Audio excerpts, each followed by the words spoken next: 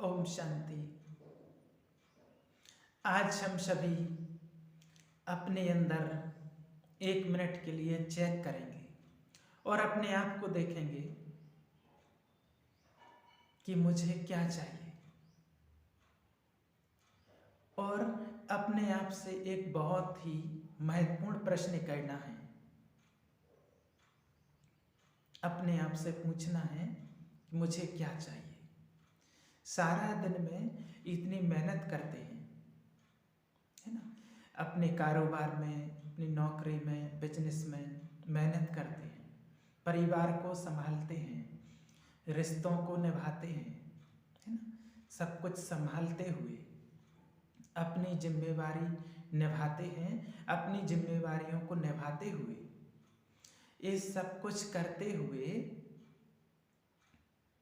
सब कुछ कर रहे हैं ना, संभाल रहे, और फिर अपने आप से पूछें, ये सब कुछ करते हुए, संभालते हुए, कि मुझे और क्या चाहिए। अपने आप से पूछना है मुझे क्या चाहिए। ये हमें अपने आप से पूछना है। ये महत्वपूर्ण है जानना कि मुझे क्या चाहिए। हर बार हमारे अंदर से आंसर क्या आता है कि मुझे इस जीवन में क्या चाहिए। क्या आंसर आता है, मुझे इस जीवन में क्या चाहिए। सब कुछ आ गया, सब कुछ खरीद लिया, सब कुछ मिल गया, फिर भी मुझे क्या चाहिए। आज सब कुछ है ना, रिश्तों में, परिवार से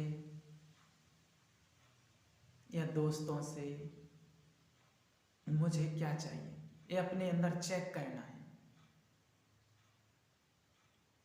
कि मुझे आखिर चाहिए क्या है। क्योंकि रिश्ते हैं, परिवार है, सब कुछ है, लेकिन फिर भी खालीपन है ना। मंदिर गए, गुरुद्वारे गए, मस्जिद गए, अनेक तीर्थ स्थानों पर गए, लेकिन मुझे क्या चाहिए, है ना। क्योंकि सब कुछ करने के बावजूद भी कुछ ना कुछ चाहिए, अभी भी कुछ चाहिए है, अभी भी अंदर कुछ ना कुछ खालीपन महसूस करते हैं। इतना सब कुछ ढूंढा, इतना मांगा, सब कुछ खरीदा, सब कुछ प्रार्थनाओं में मांगा, लेकिन अभी भी चाहिए, अभी भी चाहिए है।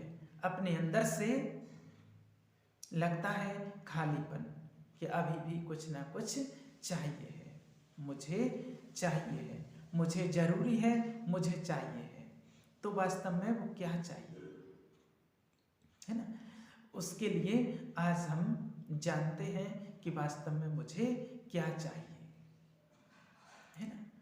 रिश्तों से हमें क्या चाहिए, और फिर उसका मुझे क्या उत्तर मिलता है ना। रिश्तों से क्या चाहिए, हमें किससे आशा है, किससे मिलना चाहिए, है ना। तो सबसे पहली चीज जो आती है कि माना कहते हैं शांति चाहिए, मुझे खुशी चाहिए, है ना। रिश्तों में लोगों से क्या चाहिए, प्यार चाहिए, है ना। ऐसे माना अपने अपने अंदर से लोग बोलते हैं कि मुझे, अगर किसी से माना पूछें कि भाई क्या चाहिए, तो लोग यही कहते हैं परिवार में शांति हो, है ना, रिश्तों में खुशियां हो, है ना, और बच्चों में, परिवार में संपन्नता बनी रहे, एक दूसरे से रिस्पेक्ट चाहिए, सम्मान चाहिए। यही जब किसी से भी पूछो तो यही कहते हैं ना। और शांति ढूंढने के लिए पूजा की, पाठ किए, मंदिर गए, है ना, दूर दूर तक हम पैदल चले, नंगे पांव चले, है ना, कहा कि शांति चाहिए। जितनी देर गए अगर हम उस पवित्र स्थान पर जहाँ जा रहे हैं, और उस पवित्र स्थान पर जितनी देर थे उतनी देर तो शांति रही, अच्छा लगा, और फिर वहां से वापस आए तो वैसे ही के वैसे ही, है ना। तो वहां पर गए थोड़ी देर के लिए, तो थोड़ी देर शांति अनुभव की, लेकिन वो शांति वापस लेकर नहीं आ सके। हमने कहा ये हम पढ़ेंगे, है ना, हम पढ़ेंगे लिखेंगे, डिग्री लेंगे, अच्छा पद पोजीशन होगा, है ना, तो सब कुछ आ जाएगा, खुशी आ जाएगी। सत्संग कराएंगे तो खुशी आ जाएगी, है ना, लेकिन आज कई सारे भाई लोग कहते हैं कि हमारे घर में सब कुछ है, मेरे जीवन में सब ठीक चल रहा है, परिवार में सब कुछ है, लेकिन अंदर कुछ खाली खाली लगता है और चाहिए क्या है वो भी पता नहीं है। बाहर मकान भर गया है, मकान है, सब कुछ है, मकान भरा हुआ है, लेकिन अंदर संतुष्टता नहीं है। परिवार में भी सब कुछ ठीक चल रहा है ना, लेकिन जो वास्तव में प्यार, रिस्पेक्ट जो मिलना चाहिए वो अभी भी खाली खाली है। हमें अब कुछ ऐसा करना है, ऐसा सीखना है, कोई ऐसी चाबी ढूंढनी है जिससे सब कुछ जो हम बाहर ढूंढ रहे थे जो, उसके लिए हमें कहीं बाहर नहीं जाना पड़ेगा। अपने आप से आज एक और क्वेश्चन पूछना है कि सचमुच मुझे शांति चाहिए तो मुझे कहाँ मिलेगी, है ना। उसका क्या उत्तर आता है, क्या आंसर आता है कि वो शांति कहाँ मिलेगी, है ना। हमने ये तो सुना था, पढ़ा था कि वो अपने अंदर मिलेगी, लेकिन उसका मीनिंग क्या है और वो अपने अंदर कैसे मिलेगी, उसका मीनिंग क्या है, कहाँ से मिलेगी। क्योंकि अपने अंदर तो चिंता ही, डर, टेंशन अपने अंदर ही दिखाई देता है। अपने अंदर शांति अनुभव तो कभी होती नहीं है ना। उसके लिए हमें राजयोग सीखते हैं, राजयोग सीखना है। लेकिन योग का सही मीनिंग क्या है? योग माना कनेक्शन। योग का सही मीनिंग क्या है? योग माना संबंध, कनेक्शन। सारा दिन में हमारा किस किस के साथ कनेक्शन है। कनेक्शन माना मेरा किस पर प्रभाव पड़ता है और किसका प्रभाव मेरे ऊपर पड़ता है। जब ये एनर्जी एक्सचेंज होती है तो हम कहेंगे इनका और इनका प्रभाव, माने इनका इनका आपस में कनेक्शन है ना। हर थॉट जो हम क्रिएट करते हैं सारा दिन, चेक करना उसका प्रभाव किस किस के ऊपर पड़ता है। हर विचार जो हम क्रिएट करते हैं, जो उत्पन्न करते हैं, उसका सबसे पहला असर किसके ऊपर पड़ता है? हमारे मन की स्थिति पर, जो हम सोचते हैं, है ना। एक अच्छी प्योर ब्यूटीफुल जो थॉट्स, अच्छी सोच हम जो उत्पन्न करते हैं क्रिएट की, उससे हमारा मन प्रसन्न हो जाता है। और ये कैसा सोच लेते हैं कि इसने ऐसा क्यों बोला, इसने सबके सामने मेरा अपमान किया, सबके सामने ऐसा बोला, मैं कुछ भी करूं लोग मेरे सामने, सबके सामने मुझसे ऐसे बोलते हैं। जब ऐसे थॉट अपने अंदर उत्पन्न करते हैं तो मन की स्थिति डाउन हो जाती है, मन दुखी हो जाता है। तो हम जो भी अपने अंदर संकल्प उत्पन्न करते हैं उसका सबसे पहला असर मुझ आत्मा के ऊपर पड़ता है। हर थॉट्स जो हम क्रिएट करते हैं उसका दूसरा असर हमारी बॉडी, हमारे शरीर पर पड़ता है ना, हमारे शरीर पर पड़ता है। अगर आप रोज मेडिटेशन करेंगे तो आपका तन भी स्वस्थ होगा। क्यों होगा?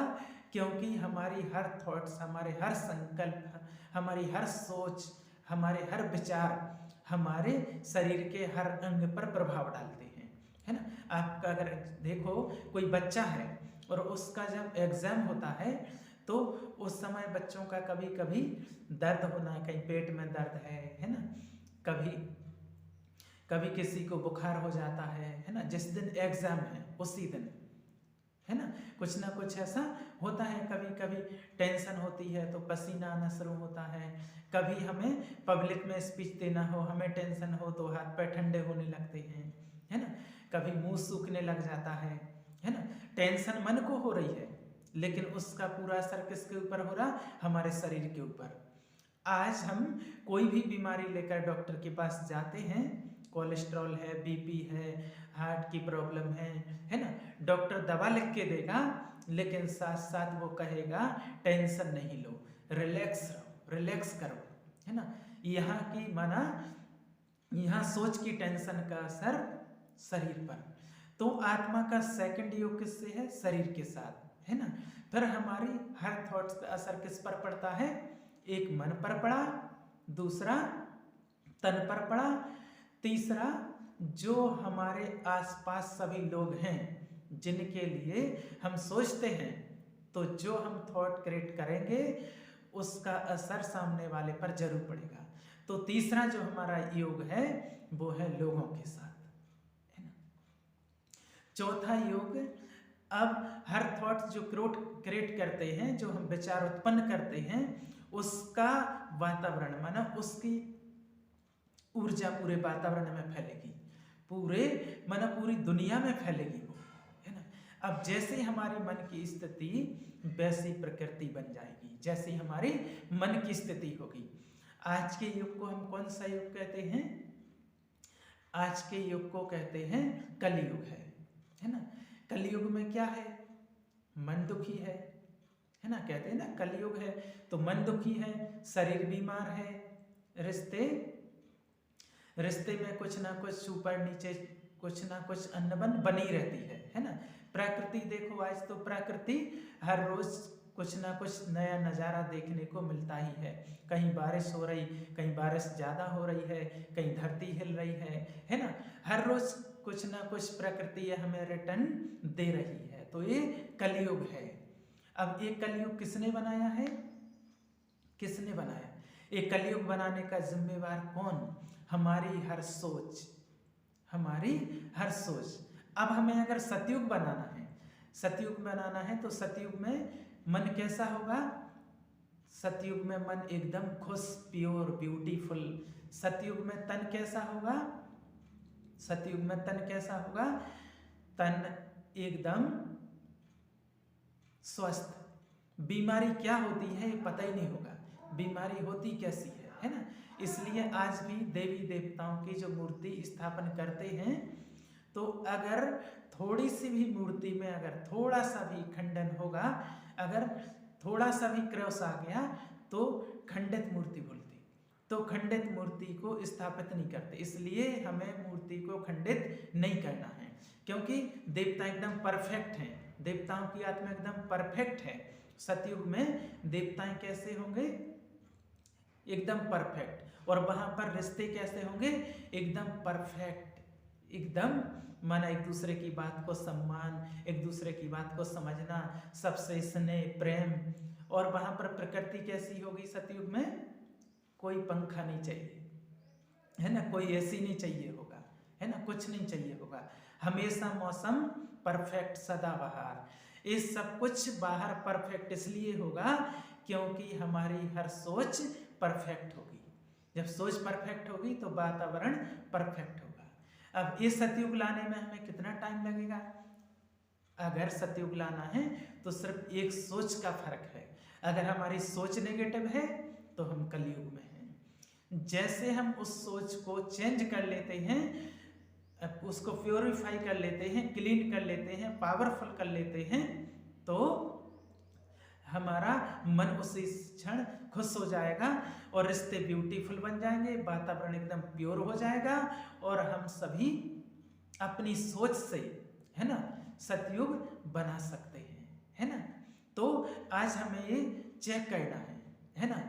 तो उसके लिए हमें क्या करना है? अपनी गुस्सा को, अपने चिड़चिड़ेपन को, अपने स्वभाव को, अपने गुस्सा को, है ना, दूसरे में गलतियां निकालना, दूसरे की निंदा करना, है ना, दूसरे का अपमान करना, ये सब हमें छोड़ना होगा। जब ये छोड़ेंगे तब हमारा, है ना, तन मन धन संबंध प्रकृति का सब चारों के साथ योग किसका है? शक्ति आत्मा का। और आज इन चारों पर नेगेटिव असर क्यों पड़ रहा है? क्योंकि आत्मा जो हमारी है उसकी पावर वीक हो गई है ना, उसकी पावर एकदम कम हो गई है। सुंदर प्रकृति, अच्छे संबंध, स्वस्थ शरीर और प्योर मन, इस सब के लिए आत्मा कैसी चाहिए?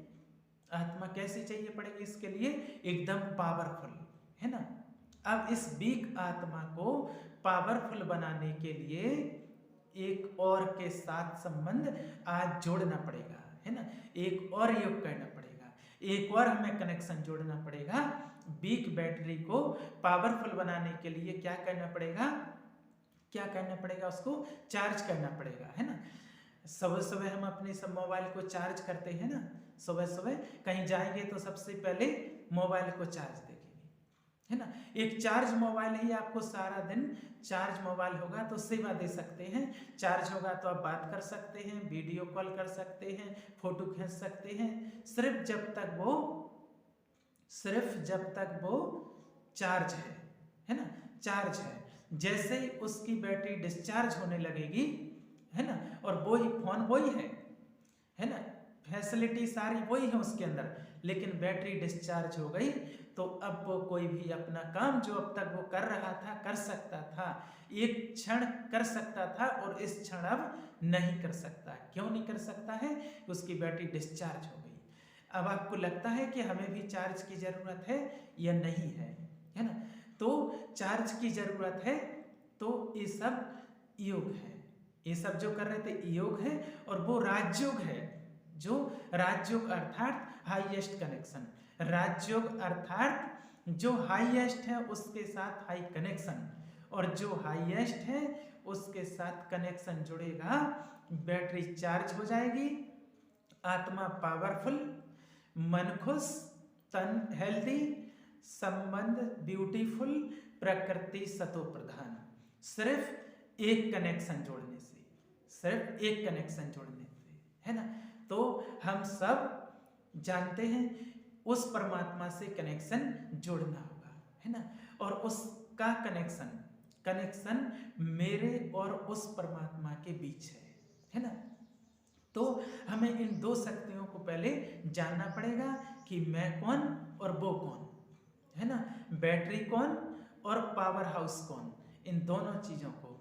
और तीसरा, बैटरी और पावर हाउस को फिर कैसे जोड़ देना है, और एक बार जोड़ दिया तो सप्लाई अपने आप जाएगी, फिर कुछ करना नहीं पड़ेगा। सिर्फ हमें इन तीन चीजों की नॉलेज चाहिए, मैं कौन, वो कौन, और दोनों को कैसे कनेक्ट करना है, कैसे दोनों का कनेक्शन जोड़ना है। तो मैं कौन, है ना, मैं कौन अपने आप से पूछना है ना, इसको समझना है, अपनी जर्नी को देखना है कि मैं कौन, है ना, मैं कौन हूं, है ना, इसको देखना है कि मैं एक दिन एक परिवार में पैदा हुआ, एक दिन परिवार में पैदा हुए, पहले दिन या 1 महीने बाद या 10 दिन बाद आपको आपके परिवार ने एक नाम दिया। नाम मिलने से भी बच्चा, नाम मिलने से पहले भी वो बच्चा था, है ना? नाम मिलने से पहले भी बच्चा था। नाम क्यों मिला? क्योंकि नाम से हम एक दूसरे को बुला सकते हैं, है ना? नाम से हम एक दूसरे को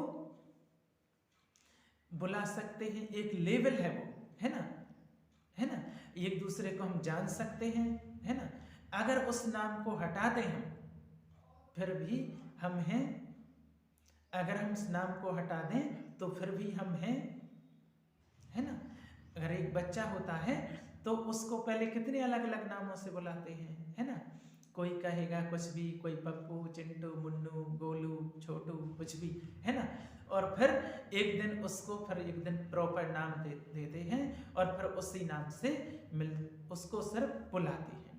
तो नाम सिर्फ हमारी एक पहचान है जो एक दिन हमें मिली। फिर हमें एक परिवार मिला, सबसे पहले हमें पेरेंट्स मिले, फिर भाई बहन मिले, फिर जब हम 3-4 साल के हुए स्कूल गए तो हमें टीचर मिले, फिर वहाँ पर हमें दोस्त मिले, फिर जब हम 20-25 साल के हुए हमारी शादी हुई, तो उसके 2-3 साल बाद हमारे बच्चे हुए, है ना?